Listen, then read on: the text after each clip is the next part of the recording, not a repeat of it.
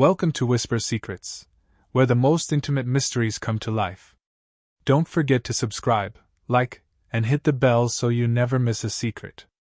Now, let's pull back the veil. The first time I heard the words, I didn't understand them. It was a Thursday night. I had just returned from work, tired but content. The usual rhythm of our life played out just like every other evening: dinner, small talk, a movie, and then bed. But that night was different. It started differently, and it ended differently. She said it over dinner, her eyes flickering nervously, as if she were testing the waters of a conversation that had been a long time coming. "David," she said, her voice almost too casual. "We need to talk." I set my fork down. I'd heard that line 1,000 times, but never from her. "Sure. What's up?" She paused, took a deep breath, and then, almost like she was rehearsing the words in her head before finally letting them escape, she said it. "David, we have an open marriage. I think you know that deep down. And last night I slept with someone else." I stared at her, not because I couldn't hear her, but because I couldn't believe it.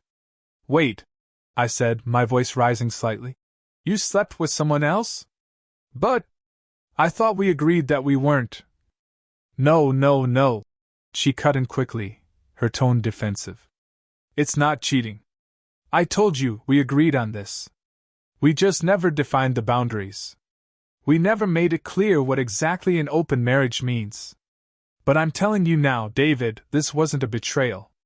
It was just something I needed." Something she needed? I tried to process her words, but everything inside me screamed that something wasn't right.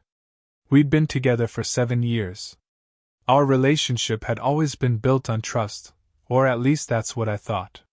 We'd talked about open relationships in the past, but it was always hypothetical. We had never put anything into practice, at least not like this. My mind raced, trying to process what she was saying. "So, you're telling me this is not cheating?" I asked, my voice incredulous. "You think it's just, what? A freedom thing?" Her face softened, her hands reaching across the table to touch mine. "David, listen to me," she said, her voice gentler now. "I didn't want to hurt you. I didn't want to keep this from you. But you know how our relationship has felt lately. Stale. Routine. I needed something more. I needed to feel alive again." "You needed to sleep with someone else?" I whispered, my voice strained. "That's your solution?" She nodded, her eyes earnest but distant. "It's not just about sex. It's about connection. It's about wanting to feel desired, to feel like I still have it.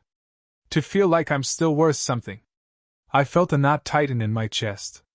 I had always thought we had a good relationship. Sure, we'd had our ups and downs, but what couple didn't? But this? This was something I couldn't ignore. "You've been feeling this way for a while?" I asked, my voice trembling now, a mixture of hurt and confusion. She hesitated, looking down at her plate. "Yeah. For a while. I didn't want to admit it. I didn't want to hurt you. And now you think it's okay? You think this is just something I'll accept? That I'll just let this go?" I stood up from the table, pacing around the room.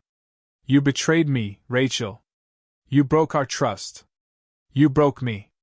I could see the guilt in her eyes, but it didn't make me feel any better. There was no apology strong enough to undo what had been done. "I never wanted to hurt you," she said again, her voice more fragile now. "I thought you'd understand. I thought maybe you'd be okay with it, given everything. I've been honest with you. I've always been honest with you, David. And I thought maybe you'd see this as a way to grow, to be more free." She was grasping now, clinging to her reasoning as though it was her only defense. But the more she spoke, the more I felt like I was being suffocated by her justification. "Grow?" I repeated. "Grow into what? Into a version of ourselves that's completely unrecognizable? I thought we had something real, Rachel. I thought we built something that wasn't just about sex and freedom. I thought we had love. I thought we had respect." Her eyes darted around the room, like she was searching for something to cling to. We do have love, David. We've always had love. But love isn't enough sometimes. Love doesn't make you feel alive. Love doesn't always make you feel like you're still you. I turned away, my hands clenched at my sides. You've always been you, Rachel. But now, I don't even know who you are anymore. I walked out of the room without looking back. I didn't want to hear anything else. I didn't want to listen to her excuses. I needed space. I needed to breathe. The next few days were nothing short of hell. I barely spoke to Rachel. I couldn't. The words felt like they would choke me if I said them out loud. Every moment felt like a wound reopening. I spent most of my time at work, throwing myself into projects, into anything that would distract me from the reality of what had happened. I couldn't understand why she had done this. And worse, I couldn't understand why I couldn't just accept it. The concept of an open marriage wasn't new to me. I had heard people talk about it, even considered it myself at one point. But I had never thought it would apply to me. I had never thought that the woman I loved, the woman I thought I knew, would be the one to break that trust. And the fact that she didn't even seem sorry, that she saw it as an opportunity for growth, was the hardest pill to swallow. The tipping point came a few days later when I found Rachel's journal hidden under her pillow. I didn't want to read it. I really didn't. But there it was, staring at me, as though it were daring me to understand. I opened it. The first page was full of scribbled thoughts, nothing new. But as I flipped through, one entry caught my eye. I never thought I would want to hurt David. But now, with Lucas, I feel alive. I feel wanted in a way I didn't think was possible. He makes me feel like I'm still me. Like I'm still worthy of love. I don't know how to explain it to him. I don't know how to tell him that I need this. But I do. I felt a wave of nausea hit me, the words sinking into my stomach like stones. I closed the journal, not wanting to read more. I already knew enough. The truth was in front of me, as clear as day. She had been emotionally disconnected from me for a long time, but I had refused to see it. I had been too comfortable in the illusion of our marriage, too scared to look at the cracks until they had grown into something unrepairable. I called Lucas the next day. "Hey man," I said when he answered. "We need to talk." I don't think I'd ever been as certain about anything as I was in that moment, when I picked up the phone and called Lucas. Part of me had hoped that the conversation would be harder, that there would be something in me that would hesitate. But there wasn't. The truth was already out, and the wound had already been inflicted. When he picked up, there was no formal greeting, no attempt to hide the surprise in his voice. "Callum?" he asked, almost warily. "What's going on?" I could hear the hesitation in his voice. He knew what was coming, but he didn't know how bad it was going to be. "I need you to come over," I said, keeping my voice calm. "I need to talk to you." Yeah, sure. Is everything all right?" "No," I replied simply. "It's not." I didn't waste time with pleasantries. I wasn't going to pretend like everything was fine. It wasn't. Lucas showed up an hour later. He stood awkwardly at the door, looking at me like I was the last person he wanted to face. I don't know if it was guilt or fear, but whatever it was, it made the air thick between us. He wasn't my best friend anymore. Not after everything that had happened. Not after what he had done. "Come in," I said, stepping aside. "We need to talk." He followed me into the living room, his hands shoved into his pockets. He looked uncomfortable, nervous, even. It wasn't the same cocky, confident friend I had known for years. It wasn't the same guy who had been there through thick and thin. No, now he was just another man who had betrayed me. A man who couldn't even look me in the eye without flinching. "Look, Callum," he started, his voice quiet. "I know you're probably pissed. And I get it. I do. But I didn't know how to handle this. I didn't want to hurt you. I never meant to." I stared at him, not saying a word. The weight of his betrayal was heavy in the air between us, but I wasn't going to let him off the hook with excuses. "You never meant to?" I asked, my voice steady. "Is that what you're telling me?" he winced, his eyes darting away from mine. I didn't think it would get this far. I didn't think it would hurt you. But you knew, Lucas. You knew exactly what you were doing, I said, my anger starting to surface. You didn't accidentally fall into bed with my wife. You didn't forget that you were betraying me. This wasn't some mistake. This was a choice. And you made it. He opened his mouth to speak, but I cut him off. I trusted you, Lucas. You were my best friend. You were the person I turned to when things went wrong. And this is how you repay me? By lying to my face for months? He was silent, and I could see him struggling with the words. His eyes flickered to the floor, then back to me, but he didn't speak. Tell me, Lucas, I said, my voice almost a whisper now. Was it worth it? Was it worth losing everything? Was it worth throwing away years of friendship and trust for this? Finally, he spoke. But his words didn't come with the kind of remorse I was expecting. Instead, they came with a bitterness that surprised me. You don't get it, do you? He said, his voice low. You never got it, Callum. You were always too busy with your perfect little life. You had the job, the house, the wife. You were always fine. You never needed anything. But I did. I needed something more. I needed to feel alive, to feel wanted. And you never gave me that. I stood there, shocked by the venom in his words. It wasn't guilt that was driving him. It was resentment. Resentment toward me for being the steady one, for being the one who had the life he had always wanted. You think this was about me? I asked, my voice shaking with disbelief. You think this was about me not giving you enough? You were my best friend. I gave you everything I had. I trusted you more than anyone else in my life. And this is how you repay me? He didn't say anything. Instead, he took a step back, running his hand through his hair, avoiding my gaze. I never wanted to hurt you, he muttered again. I thought it wouldn't matter. I thought we could get away with it. Get away with it? I repeated, the words cutting through me. You thought I wouldn't notice? You thought I wouldn't feel it? I don't know, he said, sounding defeated. I didn't think it would ruin everything. I was quiet for a moment.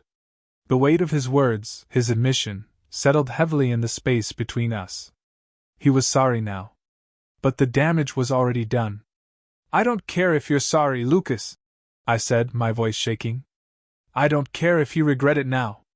It's too late for that. What you did, what we did, it's not something that can be fixed with an apology.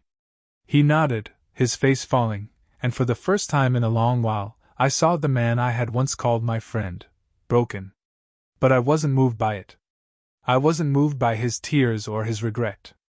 I wasn't moved by his explanation. I was done. The silence in the room was deafening after that. Lucas didn't speak. I didn't speak. There was nothing left to say.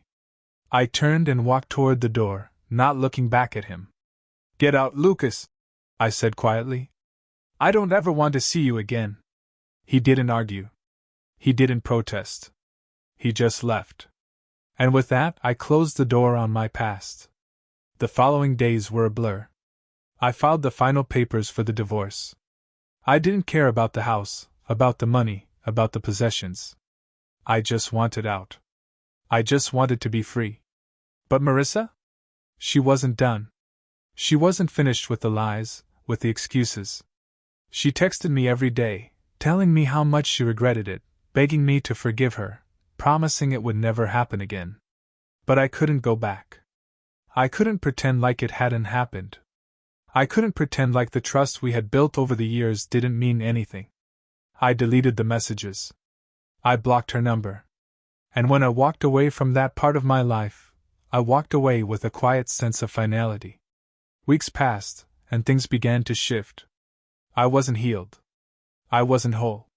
But I was something I hadn't been in a long time, free. The space I had created for myself, by leaving behind the betrayal, by facing the truth, by removing the toxic people from my life, was mine. It was my life, and I would build it the way I wanted. Slowly, but surely, I began to feel the weight lift off my shoulders. I began to feel the potential of a future that was mine alone. One day, Elena called. "How's everything?" she asked, her voice soft. "I'm better," I said. "I'm doing better." She smiled on the other end. "I'm glad. Thanks for being patient with me," I added. "For letting me be me. For not rushing me." She was silent for a moment, then replied, "Take your time. I'm here when you're ready." And for the first time in a long time, I felt like I was ready. Ready to move forward. Ready to live again. The world outside my window was quiet that morning, a crisp autumn breeze ruffling the leaves of the trees lining the street. I sat by the window, sipping my coffee, the steam rising in delicate spirals, and for the first time in a long time, I could almost feel like I was at peace. I had done the hard part. I had walked away from a life that was no longer mine, from a marriage that had been built on lies, from friends who turned out to be nothing more than shadows. But even now, as the fresh sunlight bathed the room in warmth, I knew the journey wasn't over. The weight of the past would always be there, a quiet reminder. But it wouldn't define me anymore. The phone rang, breaking the silence. I didn't recognize the number, but something about it nagged at me. Maybe it was the fact that it was an unfamiliar area code or the way the call came in just as I was starting to feel that quiet peace settle in. I hesitated for a moment, but then I answered. "Hello?" I said, my voice calm but guarded. "Callum," a familiar voice said. "It's Marissa." I felt a knot tighten in my chest. The last thing I wanted to hear was her voice, but I didn't hang up. I didn't say anything. I just waited for her to speak. "I've been trying to reach you," she continued, her voice softer now. "I know we've had our issues, but I want to make things right. I want to explain, Callum. I need you to understand." I took a deep breath, the anger that had been simmering inside me threatening to rise, but I pushed it down. "What's there to explain, Marissa? You cheated. You lied. You threw everything away for something you thought would make you feel alive." "Callum, I was lost," she said, her voice cracking. "I wasn't thinking. I never meant to hurt you. I never meant for any of this to happen." I stayed silent, letting her words hang in the air. "I don't know what I was looking for," she continued. I thought I needed something more. I didn't realize how much I had already." The words stung, but I wasn't going to let her off the hook that easily. "You should have thought of that before you let it go this far. Before you went behind my back and slept with him." There was a long pause. I could hear her breathing, but she didn't speak. "Do you really think I'm going to forgive you? That I'm going to pretend like nothing happened?" I asked, my voice steady now. "I don't need your apologies, Marissa. You don't get to decide how I feel anymore." "I'm sorry," she whispered again. "I don't expect you to forgive me. I need you to know that I regret it. I regret everything." "I know," I said softly, the words coming more from a place of finality than emotion. "But I can't keep listening to your apologies. You don't get to be the one who decides how I move on. I'm done." She didn't respond right away. When she did, her voice was barely a whisper. "Goodbye, Callum." I hung up the phone without another word. I had nothing left to say to her. In the weeks that followed, the noise around me began to settle. The calls stopped. The messages stopped. Even the whispers of my old friends faded away. I thought I would feel empty, but I didn't. I felt lighter. I had already accepted that the people I thought I could trust weren't who I believed them to be. But there was still a part of me that held on to the hope that something good would come out of it. That maybe, just maybe, Marissa and I could rebuild. But now I saw it clearly. What we had was gone. It wasn't salvageable. The hardest part wasn't losing her, it was losing the idea of what we could have been. The dream of the future we had planned. The quiet, steady life I had built around her. But now, there was only the truth. And the truth had set me free. It wasn't until a few months later that I realized how much I had changed. One evening, Elena invited me to dinner. We had been seeing each other casually for a few weeks, but it felt different with her. She didn't ask me to forget. She didn't ask me to move on too quickly. She just was. She was patient, understanding, but also independent. She wasn't someone who needed saving. She wasn't someone who had expectations. We sat at a small bistro, the soft hum of the evening crowd around us. She was looking at me over her wine glass, as if waiting for me to say something. I didn't know what I was waiting for either. "How are you feeling?" she asked, her voice soft but sincere. I didn't think about it much. I had spent so long holding on to the idea of fixing myself, but I realized then that I didn't need to fix anything. I was simply becoming. I was simply living. "I think I'm finally starting to get the hang of this," I said, smiling for the first time in a long time. "I've been moving forward, but for the first time, I feel like I'm actually living." She smiled back, her eyes bright. "I think that's the best answer I could hope for." We sat there for a while, just enjoying the quiet between us, the moment not needing anything more than what it was.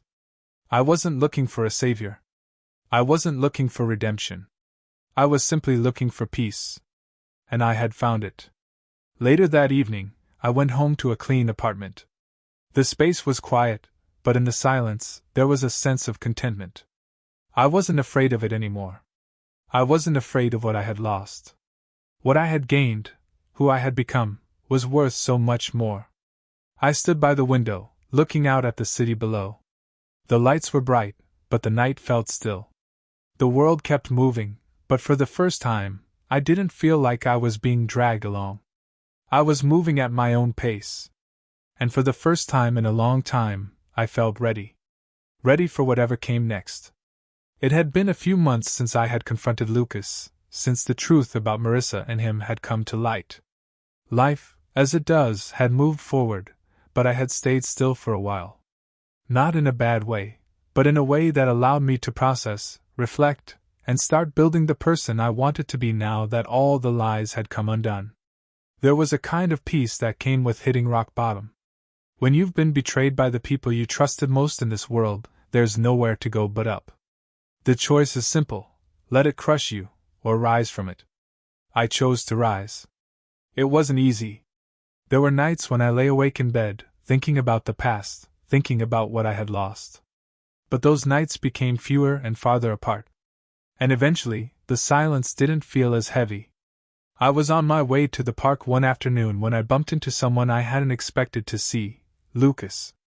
His face was ashen, eyes tired, but there was a softness in his gaze that I hadn't seen when we'd last spoken. He didn't look like the man who had betrayed me. He looked smaller somehow. Defeated. "Callum," he said, his voice low.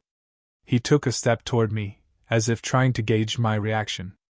I stood still, my arms crossed, not sure what to say. The anger was still there, buried under layers of time, but I wasn't angry in the way I had been before. I wasn't itching to tear him apart, to make him feel the same pain he had caused me. It was different now. He had taken everything he could from me, and in the end, it was just a chapter that had come to its natural conclusion. "I didn't come here to ask for forgiveness," Lucas said, his voice shaking slightly. "I came because I owe you something. I owe you the truth, even if it doesn't change anything." I sighed, looking him over carefully. The person standing in front of me was a stranger. The man I had once called my best friend was gone. He was replaced by this broken shell, this man who had taken everything from me and now wanted something I couldn't give. "I'm not here for closure, Lucas," I said softly. "I'm not here to fix anything. I'm here because I need you to understand something. You lost me the moment you betrayed me." His eyes fell to the ground, and I could see the weight of my words sink in. "I know," he whispered, "and I hate myself for it. I'm done with you, Lucas," I said, my voice steady. "I'm done with the lies, with the games. You and Marissa destroyed something beautiful. But I'm not going to keep holding on to it. I've already moved on." His hands trembled slightly as he shoved them into his jacket pockets. "I don't expect you to forgive me," he said, barely looking up. "But I just wanted you to know that I'm sorry. I don't know how else to say it." I didn't respond. I didn't need to. You've already said it, I replied. And with that, I turned and walked away. I hadn't expected the closure I thought I'd wanted. But I didn't need it. What I needed was space. What I needed was time to find myself again, time to rebuild, and time to breathe. The rage had subsided, and in its place, there was something more grounded, more peaceful. I was ready to let go.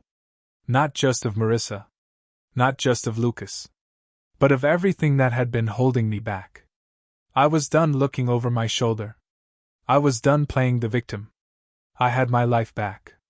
Elena had been my steady anchor throughout all of this. She hadn't tried to fix me. She hadn't tried to rush me. She had simply been there, patient, kind, and understanding. We spent more time together, and slowly, we began to grow closer. It wasn't about filling the hole left by Marissa. It was about starting something new, something real, something untainted. One evening, I took Elena to dinner at a small restaurant that overlooked the city skyline. The night was clear, and the city lights twinkled below us. We talked about everything and nothing. We laughed. We shared stories. And for the first time in a long time, I felt like I was exactly where I was supposed to be. You know, she said as we finished our meal, I never thought I'd meet someone who could make me feel so comfortable. I've been with people who made me feel like I needed to impress them. But with you, it's just easy. I smiled. I get that. I never thought I could feel like this again. She leaned in, her smile soft and warm. Maybe that's the beauty of it. You don't have to impress anyone. You're already enough. The next few months were filled with quiet moments. I didn't feel the need to rush. I didn't need to prove anything to myself or anyone else. I was rebuilding, but not in the way I thought I would. It wasn't about fixing the past. It was about creating something new. The phone call from my lawyer came a few weeks after I started dating Elena more seriously. The final settlement from the divorce was ready. I didn't care much for the financials. It wasn't about the money. It was about the final step, cutting ties with the past completely. And when I signed the papers, I felt no weight on my shoulders. No relief. Just a sense of finality. That night, Elena and I went to a small art gallery opening. We walked through the exhibits, silently appreciating the art, taking in the creativity around us. She took my hand as we stood in front of a painting that captured the last vestiges of daylight fading into dusk. This reminds me of you, she said softly. I smiled, looking down at her. How? It's about letting go, she said, her eyes bright. It's about finding beauty in the things that fade. In the things that change. And in that moment, I realized something important. I had let go. I had let go of the past, of the pain, of the betrayal, and of the people who had hurt me. I had let go, and I had finally found peace. Thank you for being with us on Whisper's Secrets. If you enjoyed this, leave a like, drop a comment, and be sure to subscribe. The secrets are waiting to be revealed. See you soon.